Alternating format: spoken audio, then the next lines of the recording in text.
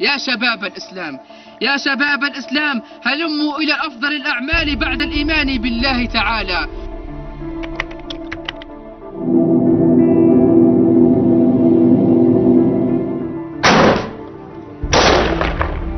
الله أكبر. برا بچن قدسية رزداتن قدس وفلسطين بلكي شاش بونه برسايا كانيه بەرەی نووسرا چۆنیەتی دروستبوونی دیارترین کردەوە چەکداریەکانی بەرامبەر بە دەسەڵاتدارەتی سووریا، ناکۆچیەکانی لەگەڵ دەوڵەتی ئیسلامی عێراق، هۆکارەکانی تێکشکانی لە هێڵەکانی پێشەوەی جەنگ لە چەند مانگی ڕابردوودا، شەڕی ئەم گروپە لەگەڵ پێدە و تێڕوانینی گروپەکە بۆ داهاتووی سووریا و ناوچەکە لە بەرنامەیەکی دۆکیۆمنتەریدا دەبینن.